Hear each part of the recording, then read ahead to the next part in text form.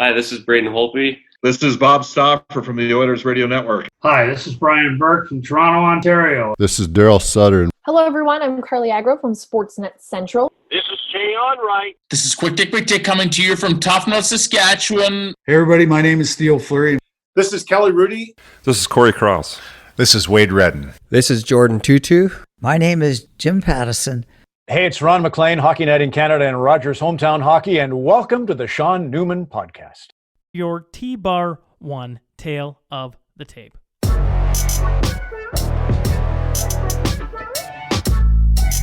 Originally from Bonnyville, Alberta, he is 29 years old.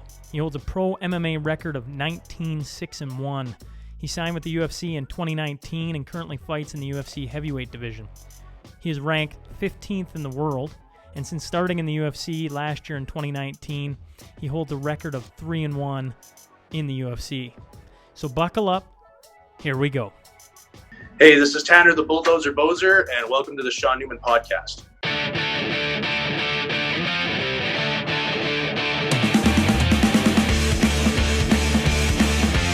Well, welcome to the Sean Newman Podcast. Tonight, I'm joined by Tanner Boser. So first off, man, thanks for hopping on with me. Yeah, bro. Thanks for having me. So let's get right to it. How much fun are you having right now? It's a lot of work, but I mean, I like my life. It's a fun lifestyle, I suppose. It's a lot of hard work. I train a couple times a day, sometimes 3 times a day. And but again, it's hard work, but it doesn't feel like I'm going to work. So I guess that's good. Well, you got a job you like doing, and when you like doing something, well, that makes it easy to go do, even if it's tough work. Exactly. So got nothing to complain about. You've probably told this story 1,000 times, so I apologize for asking, but I got to ask anyways, because I find it so intriguing.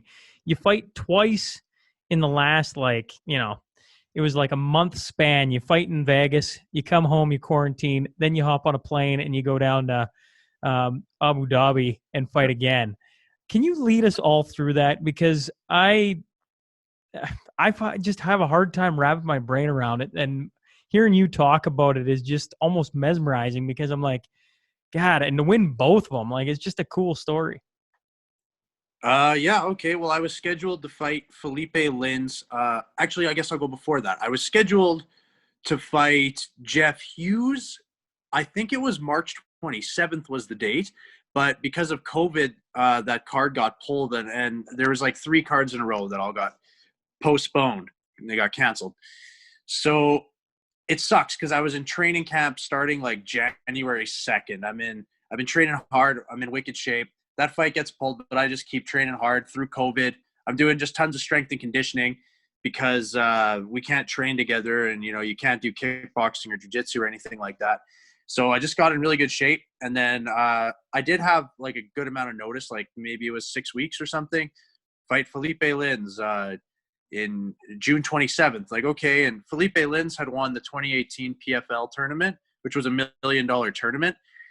He beat some good guys there, and Felipe Lins was a way harder fight, at least on paper, than Jeff Hughes. Credit where credit's due. Jeff Hughes was the LFA champion and stuff, but I was pretty sure that was going to be a walk in the park for me. But I get Felipe Lins. Okay, it's going to be a hard fight. I go to Vegas. We have to do all these COVID tests and quarantines and stuff like that. Come fight night, everything goes my way, and I knock him out in a couple minutes. Highlight reel, it's viral, it's great. People start thinking I'm cool, finally. And then I go home and I have to quarantine for 2 weeks. So I eat a lot and drink a bit. I'm not a heavy drinker, but it was Canada Day was in there. And I do like to mix in a few beers after fights. So a couple of weeks of not treating my body the best. And the morning I get out of quarantine, I'm about to head to the gym. I get a call and, hey, do you want to, well, actually during quarantine, I got a call to fight Marcin Tybura, and it was on Canada Day. I got a call. I'm drunk. And it's do you want to fight Marcin Tybura? And it was in a week. And I'm like, I would, but I can't leave the country. There's no way. I'll for sure get arrested if I show up at the airport because I'm under quarantine. So there's no way. So UFC said that they were going to try and get that lifted for me, but it didn't happen, and they ended up going with a different option. So then just as I get out of quarantine, hey, do you want to fight Rafael Pessoa in like a week and a half? I'm like, okay, well, I'm going to go to the gym, and I want to do it. My body probably really doesn't want me to do it. So I'm going to go to the gym and ask my coaches, and I know they're both going to say go for it anyways. So I go to the gym, and my coach puts me through this horrible, horrible conditioning thing, like just awful. And I did okay. I died after. I was puking and just like laying on the ground. My head hurt so bad. Like I laid there for 45 minutes, I couldn't sit up. And he's like, well, your times were fine. Everything looks okay. So if you can go put in 15 minutes like that in a fight, you can die after. So go ahead. So I took the fight. I had 3 days in the gym, and then I had to fly out on Thursday, even though the fight was the following Saturday. So I got 3 days in the gym. It was the worst 3 days of training of my life. It was so bad. My coach just put me through the ringer twice a day just to try and morph my body back into shape. Because like my body could remember what being in shape was like. It was just 2 weeks ago, but I had 2 weeks of skip the dishes and beer. So it felt like I was giving birth to like an alien out of my stomach. Like my stomach was like twisting, it was knots. It was horrible. And then we go to Abu Dhabi. First we go to Vegas. We have to get a coronavirus test there before we can even go to Abu Dhabi. So we go there, get the coronavirus test, quarantine, everybody's fine. And then we get like a chartered flight to Abu Dhabi from Vegas, which was awesome. Best flight I've ever been on in my life. I had like a sleeping pod and like any food on the menu, which was actually had like a really good chef on board, could order anything. It was phenomenal. Get to Abu Dhabi, and I guess the flights were paid for by one of the royal families in Abu Dhabi, because there was some, I don't know, princes or sheiks or whatever that were watching the fights live, like right next to the cage. But there was obviously no audience there because of COVID, no true audience, but there was like a few, high status people there. Get to Abu Dhabi, again, coronavirus test, quarantine. I give some laundry to get done and someone steals my shorts. That's a whole other thing. And then we have to coronavirus test several times throughout the week, pretty much confined to a sliver of the island. My corners are going out, and they did there's a Formula One racetrack that goes through part of the hotel, and my cornerman went and said it was a blast. I didn't really want to do it because I don't like to do stuff like that fight week. I don't know. I like to just kind of stay and stew in my anger and stuff like that and just be bitter about everything. I like to be miserable on fight week. It's just how I function. So I stayed at the hotel and ate for a few days before UFC's PI guys got there. They have Performance Institute people that cook you food kind of tailored. Like if somebody was cutting a bunch of weight, they would weigh you and do all these tests and give you the food you needed to make weight. I don't have to make weight. So they give me some just like big meals. A lot of mine had steak, lots of avocado, rice and everything. But before the guy got there, for a couple of days, the hotel was just giving you food. Like you got a few meals a day for free from the hotel. And they're pretty good. But I found the menu hilarious because it was like the UFC menu for the fighters. And there was like, I don't know, probably 8 options. It was like falafel burrito. Ate a bunch of them. They're delicious. But I mean, if you're one of these little guys cutting weight, there's no way that would fly. There was a burger. I'm like, straight up, who's getting this on fight week? There was a fish and veggies one that was actually delicious, but it was smothered in like a cream sauce. Again, I can get away with this, but I'm thinking of guys who are like in the smaller weight classes not being able to eat any of this stuff. There was a tandoori chicken pizza. Again, I ate a couple of them. Great, but it was a hilarious menu. And we could order that throughout the week. So I did. My cornerman and one of my training partners, Teddy Ash, a wicked fighter as well, he ate, I swear there was a day where he ate like 3 of those damn pizzas. He at least had a pizza every single day. So he abused that menu a bit. Fight night, again, everything goes well. Felt sharp on fight night. Well, on fight day, one of their tests, my cornerman's test, came back positive for corona. they said that it was basically impossible because we were in this safe zone and everybody who comes in and out has to get tested and stuff.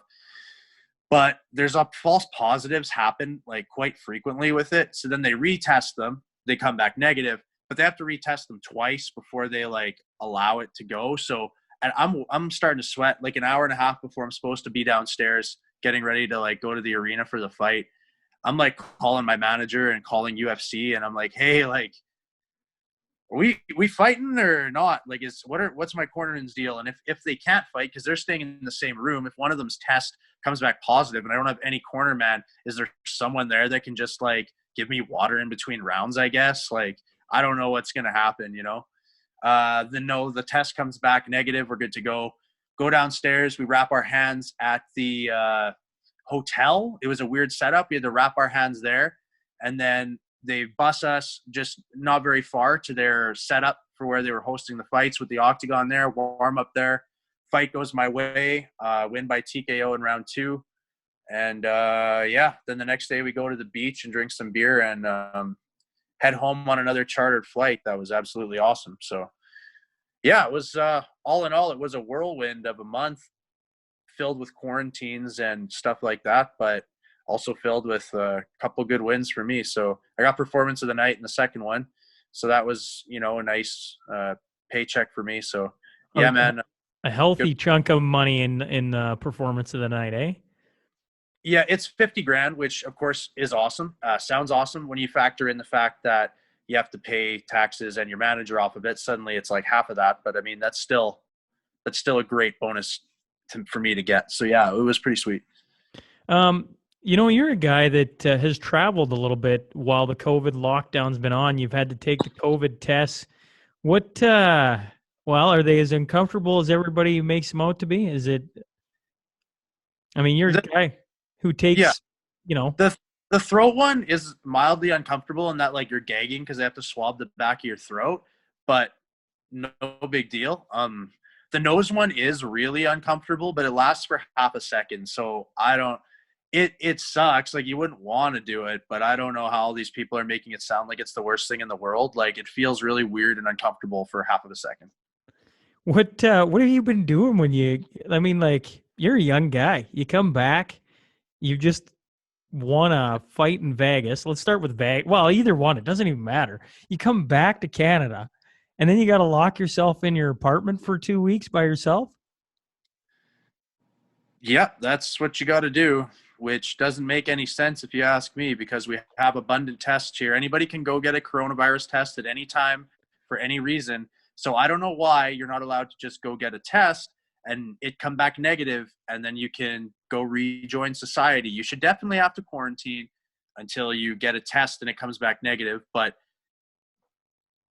I really don't understand why they can just give you a timeout when there's ample tests available. But, you know, it's where we're at. It is right where we're at right now. What is the, NHL's in full steam right now with playoffs going on.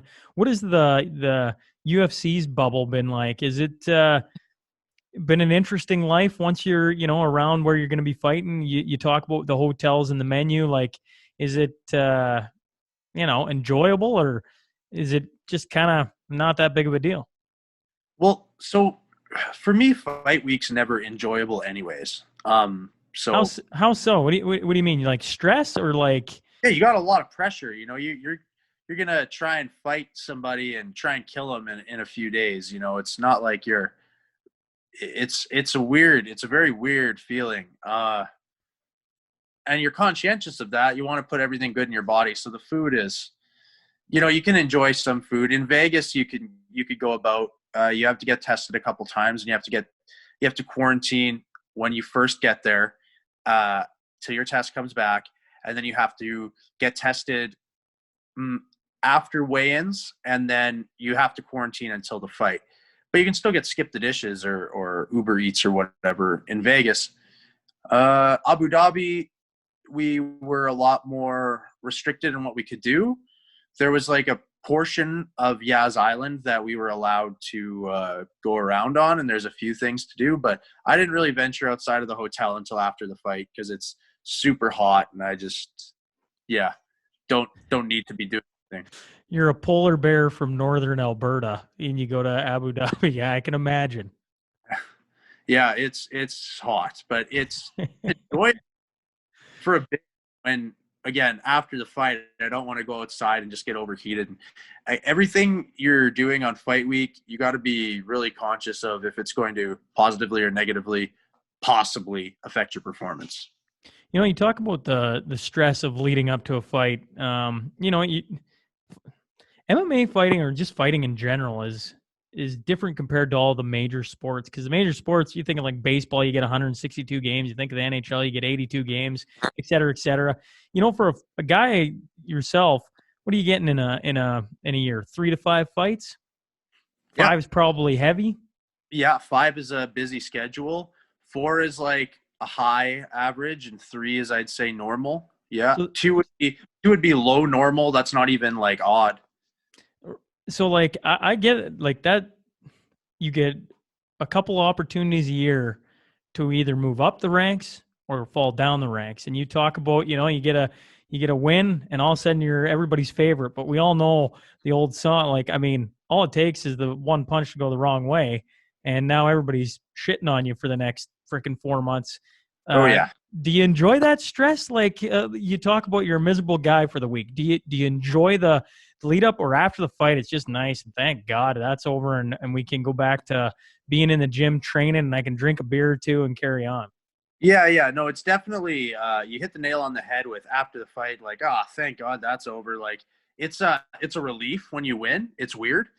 You get excited later, but at the moment you're like, great. Like, yeah, I did it. Sweet. Big weight off your shoulders. Yeah.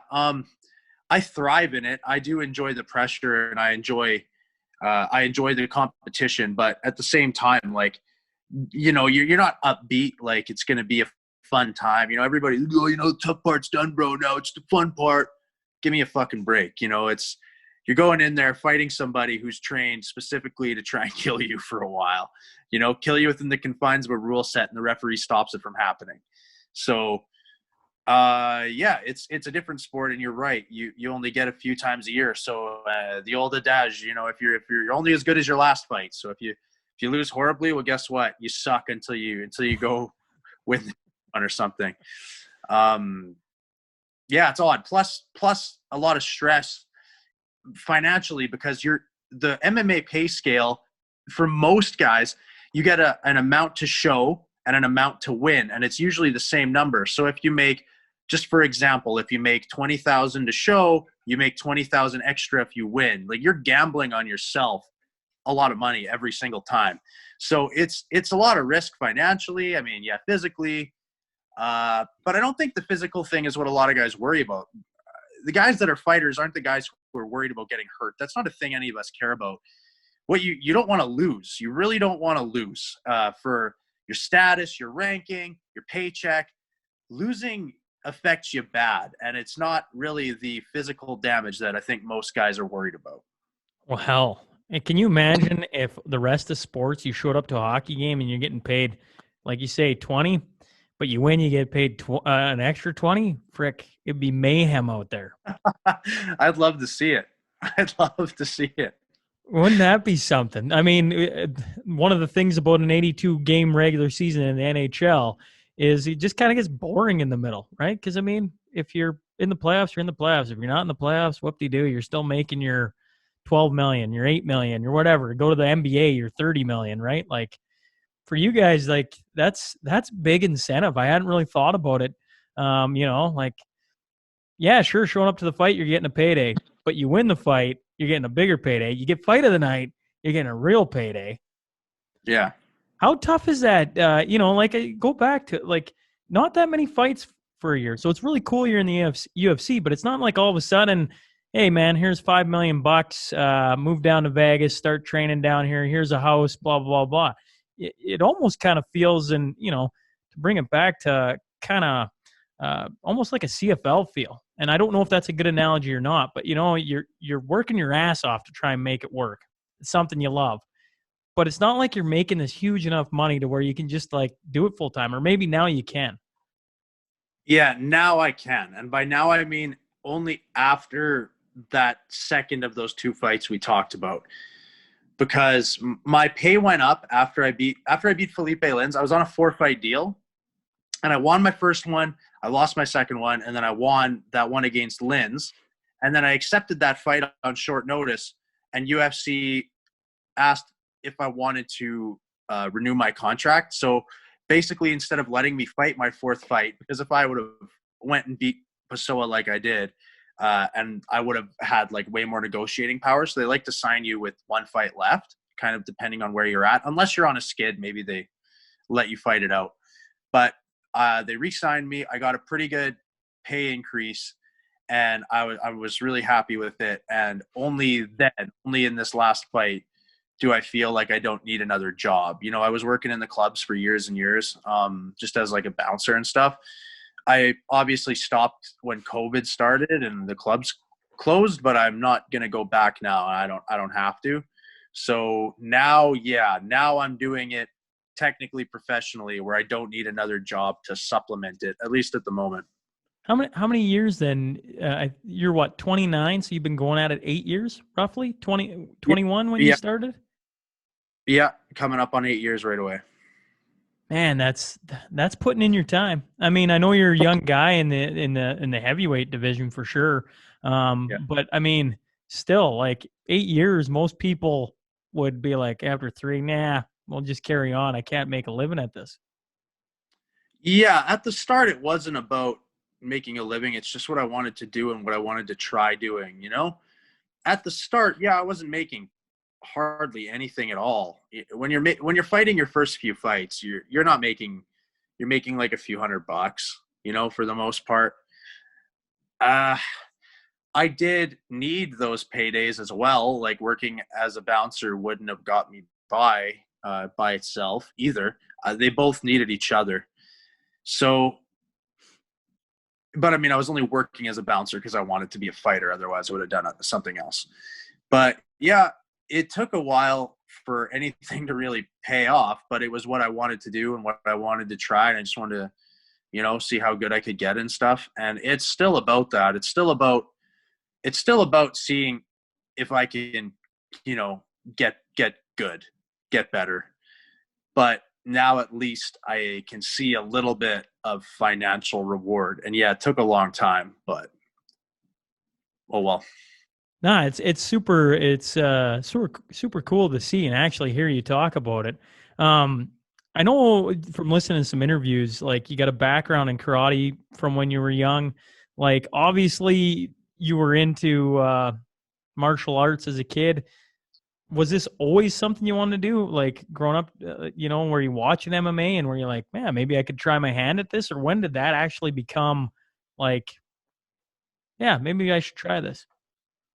I'd say when I was in high school, I really started following UFC a lot, and I started watching the fights regularly. Yeah, in high school, and at some point there, I think it was when Lyoto Machida kind of bursted onto the UFC scene, and he started winning, and he won the belt. He was a karate guy, and I was like, you know, maybe I could do that, you know, and then I wanted to try it. So,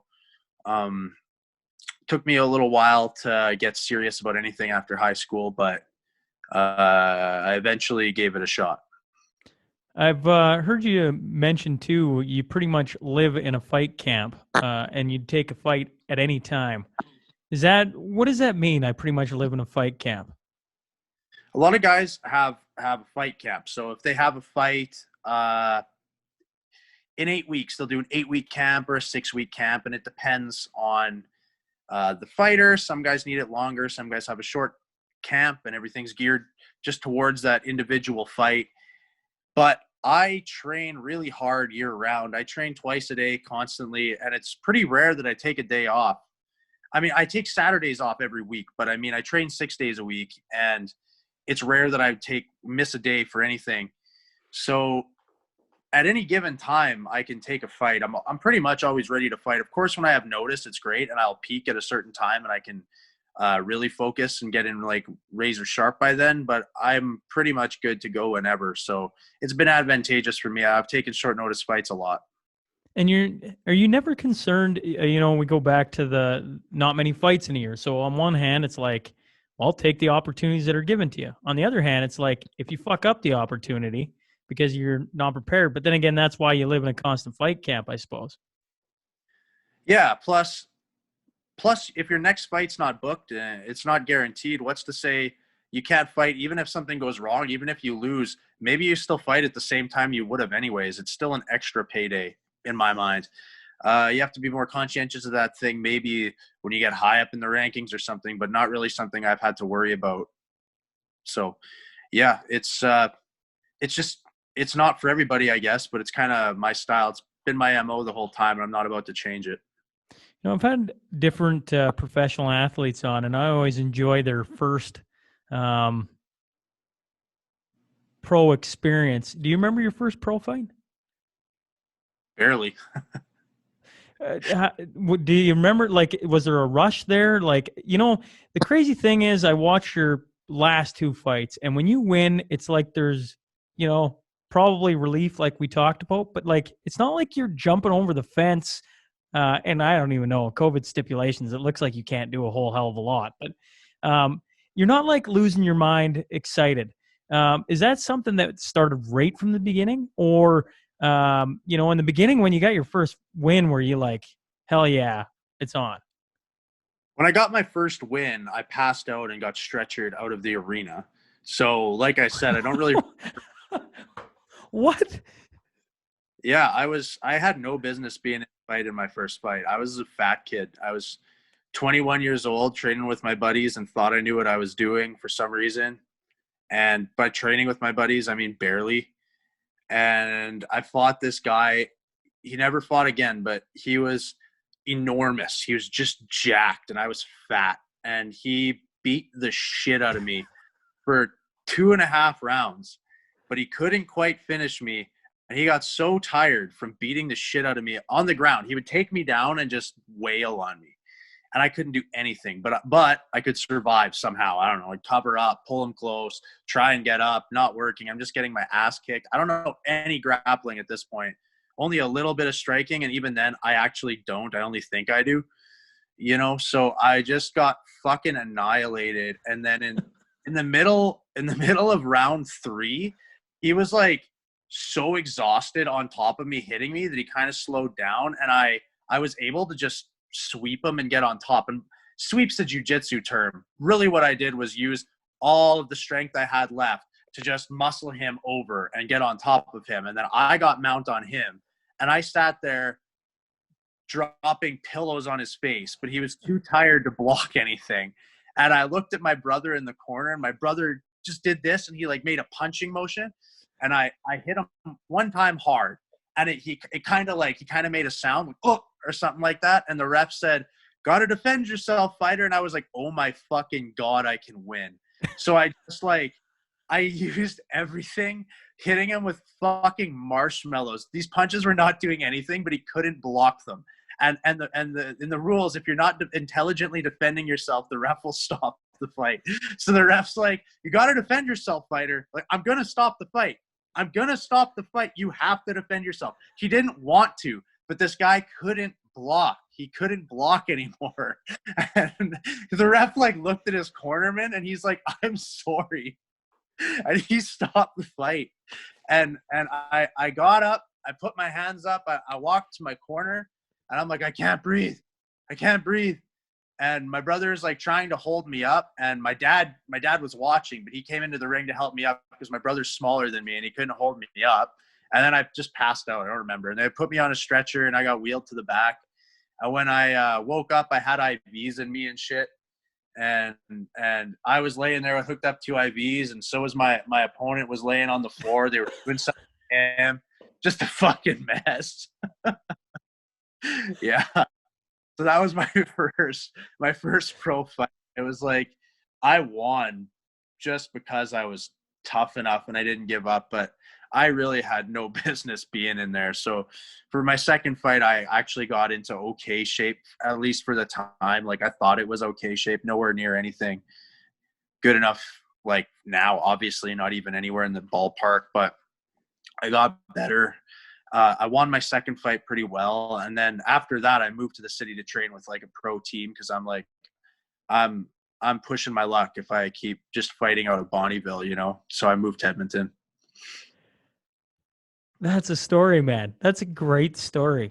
I can't believe you win the fight and you get stretchered out. That's amazing. Yeah, it was actually really stupid, but it went. And I had my little brother in my corner, and he had it was his only MMA fight, but he had Victor Valimaki and Tim Hague, who are two former UFC fighters who are pretty big names around the city. He had them in his corner, and he was going to be this big up and coming heavyweight. I actually know the guy. He's a good dude. He's actually like a buddy of mine now. I met him again years later. But yeah, he beat the shit out of me for the better part of 3 rounds. I just came out with the win somehow and got lucky. You have me in tears over here. That's good stuff. You guys, so you're in the profession of fighting. You go around, you hop in the ring, you beat the crap out of somebody. They try and beat the crap out of you. In hockey, you got the guys on ice that drop the mitts, but they're always nice guys. You're an easy guy to talk to. Do you go with any of the other fighters? Have you ever gone with guys you fight for beers after? Like, is there anything like that, or is it very much, no, we don't, because at some point we're gonna have to throw down again. I don't even know if it's because of like at some point you're gonna have to throw down again. I would have beers with someone I fought like later. Like I said, that guy fought that first time. We've had some beers and like ate sushi and stuff together. He's a good dude, but it would be years later. I wouldn't go for beers right after a fight. Somebody lost, and you as the winner shouldn't want to like rub it in that person's face unless you personally hate them, you know? So I don't know. It would be kind of conceited, in my opinion, for the winner of a fight to like try and have a beer with the loser. And it would also be weak of the loser to want to hang out with the winner. They should feel bad. I'm not about this. Some guys like to say, oh, you win or you learn, it's just a fight. I don't know, man. It's a little more than that to me. And if your mentality is you win or you learn, you're just giving yourself a cop out. If you can take the glory and the good feeling that comes with a win, then you got to take the shit that comes with losing. So I can't think of a scenario where I would want to have, if I bumped into someone I fought and we're both having a beer, you might say, hey man, good fight, and cheers it. But I'm not going to like go hang out with a guy and have beers with him after a fight, regardless of if I beat him or if I lost. I just don't want to see him after that. Yeah. I don't think anybody really wants to go sit and have a beer with somebody they fought like moments after. I mean, hockey players are pretty weird that way, but I was more meaning out of hockey's a game, and I get that they're both a sport, but if you beat somebody in a game, it's not the same as if you like beat somebody up in front of the whole world. It's not the same thing. Yeah, I'll give you that. I was just, more of like a respect thing, but no, when you put it that way, I get it. And you live and die in a sport that, man, you don't have, like, you talk about you can't learn from losses. Well, that's because if you're 0-10, you don't got a career, right? Like, you can learn. Like, I'm saying there's this thing that fighters like to say it, and I guess people and everything like to say it. They'll like, you win or you learn. Like, yeah, you can learn if you lose. You can also still learn if you win. And maybe you learn more from the odd loss and stuff, and you can really fix some stuff and come back better. But it's just a weak mindset is what I'm getting at, though. You win or you learn saying. I hate it. You win or you lose. It's a very new age saying. Yeah. But I just go back to, you're not in a sport where you get 82 cracks at it, where you can lose a bunch and, learn some lessons and carry on. Like, you get, 3 to 5 cracks a year, and be way better to be winning and learning than on the losing end over and over again. Hell, you're in the UFC, you lose too much, you're not going to be there very long. Nope. 3 is the magic number for most guys. You lose 3 in a row, you're gone. You lose 2 in a row, you might be gone. You never know. So yeah, it's pretty cutthroat. It ain't about learning, man. It's about winning. I wanted to ask you. You've before you were at the UFC, you've traveled a lot of different places and fought a lot of different places. I've heard you talk about Kazakhstan and Russia, Australia. Like, going and fighting all over the world, it's got to be a pretty cool experience. I was wondering, I've played hockey in different parts of the world. As far as fighting goes, are the crowds better somewhere? Do you even care about the crowd? Yep, the crowds are better in actually everywhere. Everywhere. Really? Yes. They, of course, when you fight in Russia or something, they will cheer for the Russian. Like, Yeah. at no point will most countries defect from their home guy. North Americans are unique in that they might, but everywhere else just cheers for their guy.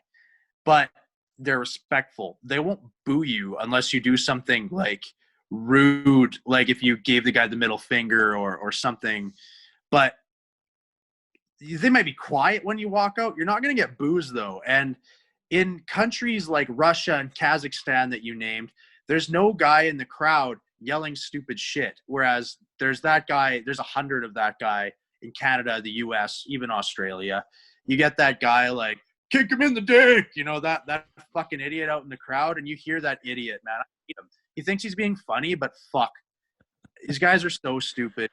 If heaven forbid you're fucking grappling, it's like, hey, looks like they're 69, and you hear that guy scream, you hear that guy knee, and they're on the ground. Fucking how?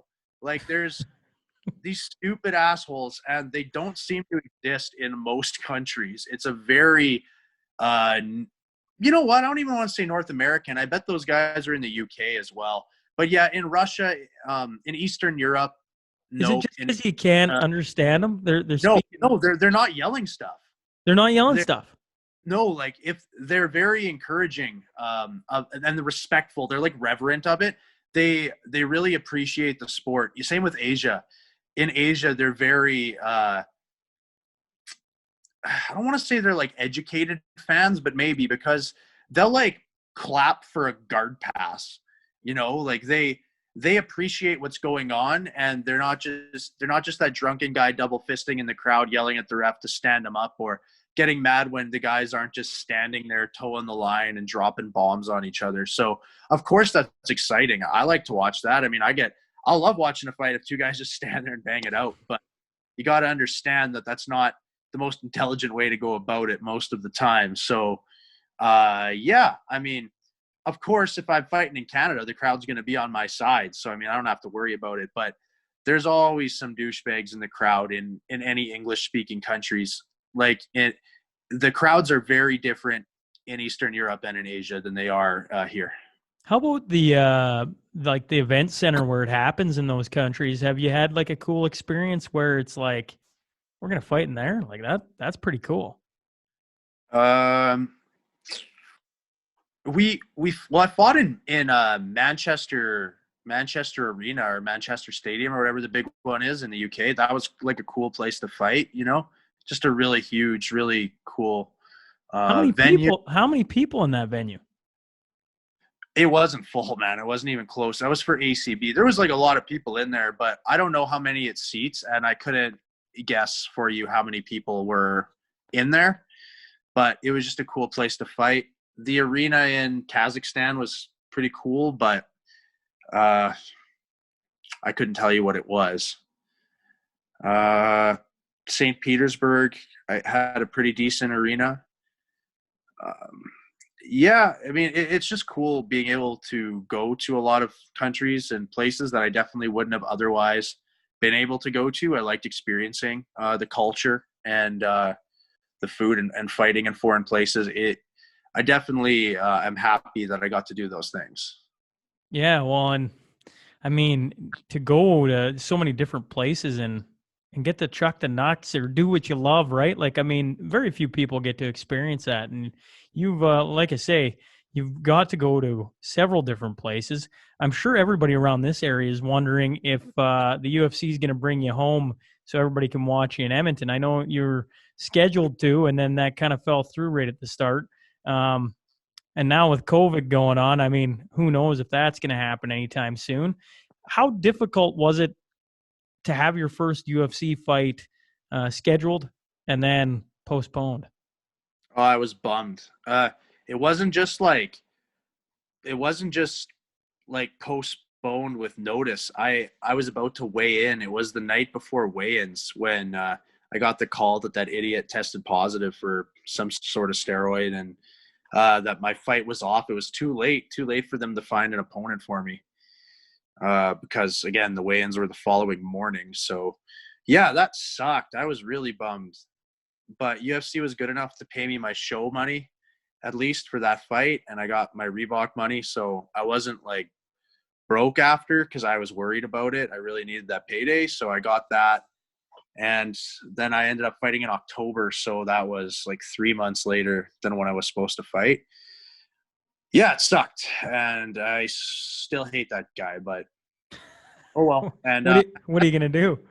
yeah, as for fighting in Edmonton, I would love to. I would love to fight anywhere in Canada now. I haven't fought in Canada for UFC yet because of that one. I fought Boston. I fought in South Korea.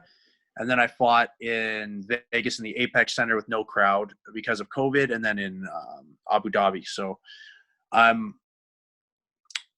I couldn't guess for you when anything's going to go back to normal. I mean, you know how it is. Everybody's really worried about stuff right now. So who knows? Might be years.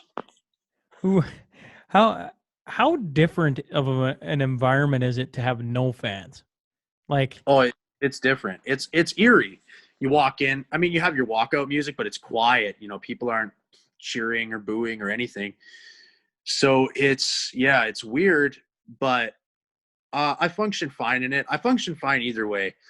Your brain filters out what you need to hear. You know, sometimes you use the crowd's reaction as to how hard your perceived shot might have been. Sometimes you hit someone in the face and the crowd's reaction is such that, you know, maybe you know it didn't actually hurt that guy that bad, but it must have looked bad. So that's good for the judges, you know, like your brain kind of takes these things into account. And I only hear the guys yelling the stupid stuff for the most part when I'm not fighting, you know, when I'm watching fights or something like that. Your brain might hear it, but it doesn't really affect you, at least not me. With nobody there, though, it's kind of like you're sparring, like the same atmosphere. When you're sparring hard and you're going hard, there's your coaches and a couple training partners watching. So it's reminiscent of that. Either way, I'm happy to have a crowd, of course, and I'm happy to fight just for, you know, people at home watching on TV. Either way, I'm getting paid and I'm there to fight somebody. So that's my job. well, hell, there's a lot of people watching. There's nothing else, right? Like, we can't do anything else. But I'm sure for you to have a packed building and the place just rocking, like, I assume that's got to be like the best. Yeah, I mean, it's a good feeling. I've only fought early on cards for UFC with crowd. I mean, obviously I've fought in front of crowds before, but I've never fought in like a packed UFC level crowd. Here in Edmonton for Unified, our fights would be at like the River Cree or something like that. So it's not a huge venue. And for ACB and M1, fighting in Russia and Kazakhstan, they were in big places with a decent amount of people, but it's still not the same as like a packed UFC stadium or something. But when I fought in Boston, I was the first fight of the night. So, I mean, it was like a half full, like no one's there yet, you know? And in Korea, we were a few fights in. We weren't right at the start or anything. Yeah, there was a lot of people in Korea, and the atmosphere is pretty cool. So, I mean, I guess we'll see. Maybe sooner or later I'll have a big fight, and it'll be on in front of a live crowd at a bigger venue. But again, that's all up in the air. So, oh well. How about a good walkout tune everybody enjoys? How you pick yours? Do you got a system, or is it something you've used for a long time? Or I change my walkout song every fight, and it's usually a song that first of all, I like my walkout music to be kind of calm, kind of slower myself. I get I get hyped up from weird stuff, but I like the lyrics to pertain somehow to my fight, at least in my mind. It might be very abstract. It might not be cut and dry, but I pick a song that for some reason, to me, lyrically pertains to that individual fight. So what are some of the songs you've picked? My last fight, I walked out to Motorcycle by Coulter Wall. Oh, Coulter Wall, man. That's a good pick. Yeah. Time before that, I walked out to Fur by Blitz and Trapper. In Korea, I walked out to From Here On Out by The Killers. And then in Boston, I walked out to Son of Man by Phil Collins, I think. Interesting choices. That's those are some different across the board, I guess. Yeah. Well, we got a segment here, the Crude Master Final Five. It's the last kind of just 5 hit 'em questions. But before we get there, what is next for you? Do you know yet? Yeah, I'm fighting Andrei Arlovsky November 7th. And where is that going to be at? No idea. No idea. They don't tell you where it's. When will you find that out? Well, they usually do, but right now my contract even says like in a location to be determined. I don't know when I'll find out. They're still putting together where they can and can't have shows as the COVID regulations change from state to state. Yeah, no kidding. Well, fair enough. Okay. How about how can people follow you? Social media, that kind of thing. I'm sure I know you're on Twitter, but if you're on other things. Yep. At Bulldozer Boser on Twitter and Instagram, Tanner the Bulldozer Boser on Facebook. Cool. Well, let's get to our Crude Master Final Five. Shout out to Heath and Tracy McDonald, huge supporters of the podcast since the very beginning. Your first one, if you could sit down for a beer, kind of like we're doing with anyone of your choice, who would you want?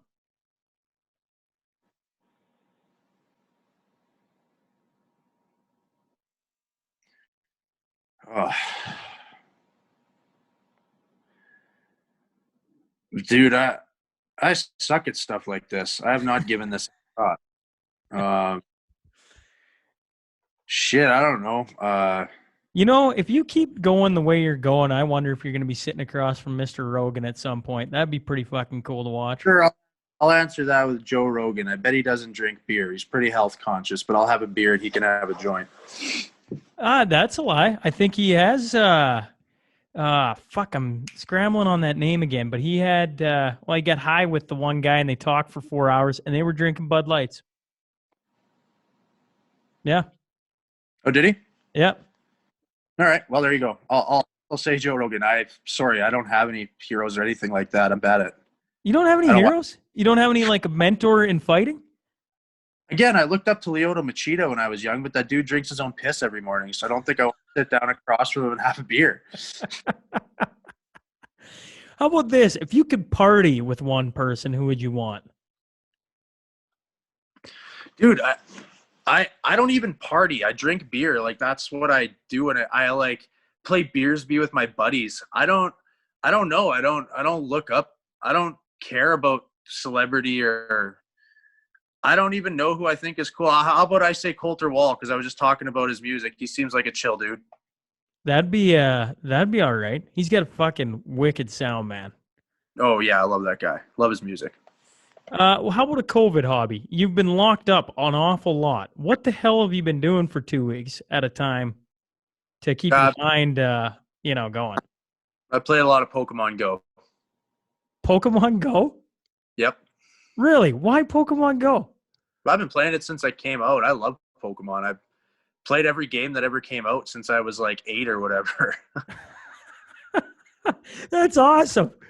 Man, here is the big heavyweight, the bulldozer, and he plays Pokemon. That's sweet. Yeah, man. What's one place you want to fight at that you haven't been? Japan. Why Japan? Japan is kind of it's where a lot of martial arts had their beginnings. Not all. Wrestling came from other parts of the world like Greece and stuff, and boxing came from, I guess, the UK kind of. But a lot of martial arts, many martial arts came from Japan. So it's kind of like the home ground for martial arts as we know them. And I think it would be cool to fight there. And, you know, those kind of karate being my background, it would just be neat. Oh, I gotcha. Well, since you're a beer drinker and you just like to have a few beers, for the fifth one, what's maybe your beer of choice or a beer that surprised you? Because you've been a ton of different countries, which means you've got to have some fantastic beer from all over the world. What's one that stuck out? A beer that stuck out from somewhere else in the world?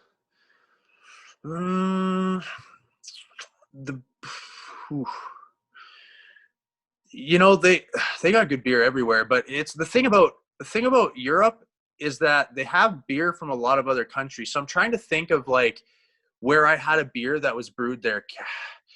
Kazakh beer was pretty good. Kazakh beer was fine. Obviously the UK's got good beer. I couldn't tell you the names of the beers I had there. I could tell you the one from Kazakhstan though. It was called Beer Khan, and it was like Genghis Khan but Beer Khan. I'll even show you the can. Yep. Hold on, I got that somewhere over here. Yeah, check that baby out. That's friggin' sweet, man. Yeah, so that's I'll go with Kazakhstan just for the novelty of the beer. Well, man, appreciate you hopping on with me. It's been super cool to meet you, hear a little bit of your story. I wish you nothing but success here in the future, and we'll be watching for your November fight and kick some ass. Yeah, thanks a lot, man. I appreciate it. Thanks for having me on. If you're ever through Lloydminster, you make sure you drop me a line. I'd love to get you in the studio and feed you a couple brewskis. Yeah, sounds good, man. Thanks. Appreciate it. Okay. Can I give a shout out to some sponsors quick too? Oh, shit. Yeah. Fire away. Let's do that. My sponsors are Paul Pedal Services, PPS. Been sponsoring me for a long time, so thanks to him. Thanks to Paul.